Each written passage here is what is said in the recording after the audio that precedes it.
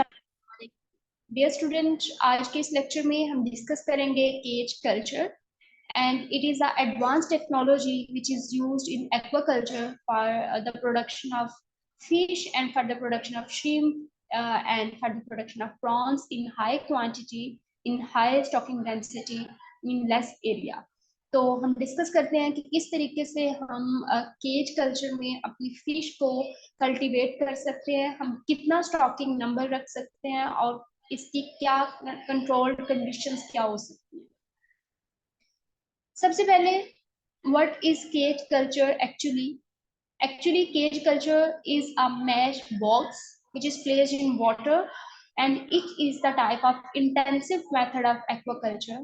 और जो cage culture है ये उन एरिया में प्रैक्टिस किया जाता है जहाँ पे वाटर मूवमेंट बहुत ज्यादा होती है, ठीक है।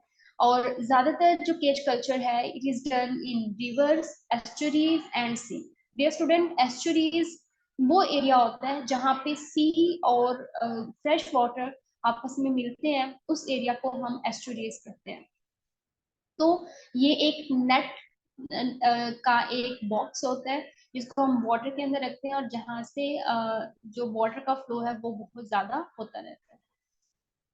अब अगर हम इसकी हिस्ट्री की बात करें कि when the cage culture was started, it was started about 200 years ago in Cambodia and originally cage were used to transport fishes alive from capture area to market area। तो शुरू में इसको ट्रांसपोर्टेशन के लिए इस्तेमाल किया जाता था, लेकिन उसके बाद इसी केज को उन्होंने फिश की कल्टीवेशन के लिए इस्तेमाल करना स्टार्ट कर दिया। डिफरेंट टाइप के केज कल्चर हैं। The first one is cage in lake, the second one is cages in ocean and the third one is pen culture. अब अगर हम केज कल्चर करना चाहते हैं तो हम उसकी एरिया कितना होना चाहिए और उसकी लेंथ कितनी होनी चाहिए, उसका डायमीटर कितना होना चाहिए और वाटर कितना होना चाहिए। As you can see here in the diagram, you can keep the length of a cage is about 25 centimeter to 1 meter। About 1 meter will be the length of cage और उसका जो हॉरिजॉन्टल पोजीशन है वो उसकी होनी चाहिए 1 metre, ठीक है। और आपने वाटर यहाँ तक, जैसे कि यहाँ पे लेबल है कि आपने 25 सेंटीमीटर तक इसमें वाटर को फिल करना है।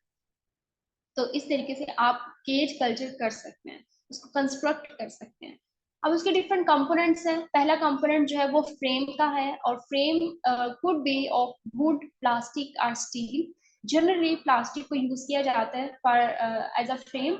उसके बाद दूसरा कंपोनेंट है फ्लॉट का और ये पॉलीथीन बॉल को यूज किया जाता है या फिर एम्प्टी बैरल्स को यूज किया जाता है। जो फ्लॉट है वो बना होता है एम्प्टी बैरल्स का या पॉलीथीन बॉल्स का।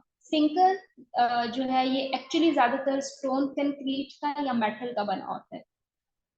देन नेट, 3 टाइप के जो हैं वो नेट हैं, जो कि 3 types of net are present in inner net, outer net and cover net. और ये नाइलन के बने होते हैं, माइल्ड मैश के बने होते हैं या फिर वूवन स्प्लिट बैम्बो के बने होते हैं। Structure of a cage, structure में भी स्फीयर भी हो सकता है, रेक्टेंगुलर भी हो सकता है, सर्कुलर भी हो सकता है और इसकी जो साइड्स हैं इट कुड बी 6 और 8। जनरली स्फीयर को और रेक्टेंगुलर केजेस को यूज किया जाता है फॉर द कल्चर और नॉर्मल साइज जो है वो केज का 20 to 60 मीटर क्यूब होता है।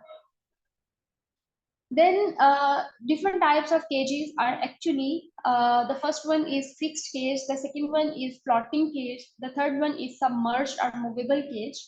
Fixed cage जो है इसको हम install करते हैं in running water and floating cage actually we installed in lakes, rivers and offshore water, and submerged or movable cages we can install in affected by cyclone area, in areas which are affected by cyclones।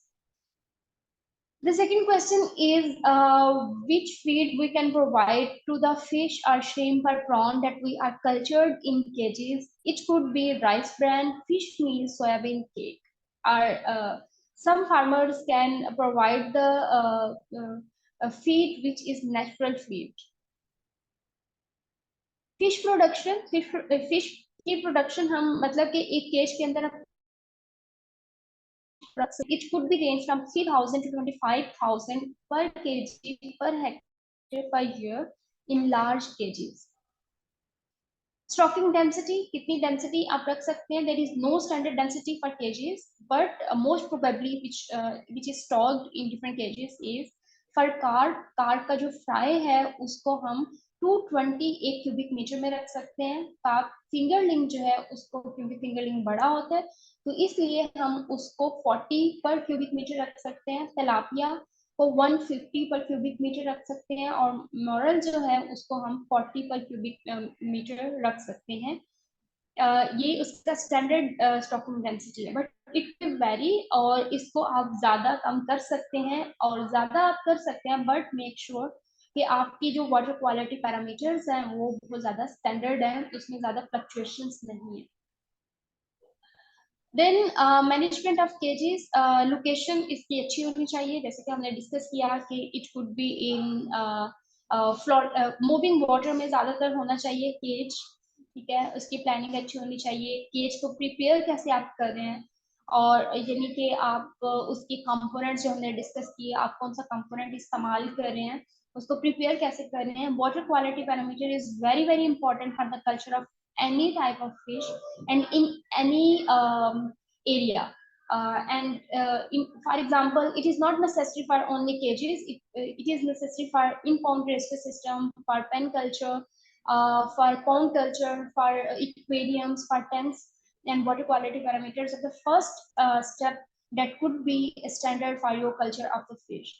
Then seed quality assurance, make sure there is no disease, and if you find any disease in your seed, you should take a step and you should remove that particular fish that is diseased. So yeah, it could be prevent from the loss of all the fishes. And then harvesting should be optimum, and make sure the period of harvesting is optimum. That's all about cage culture. Hopefully आपको आज का lecture आपके लिए helpful रहा होगा। अगर आपको आज की वीडियो पसंद आई है तो प्लीज वीडियो को लाइक करें, शेयर करें, सब्सक्राइब करें। स्टे कनेक्टेड, अपना ख्याल रखिएगा। अल्लाह हाफिज।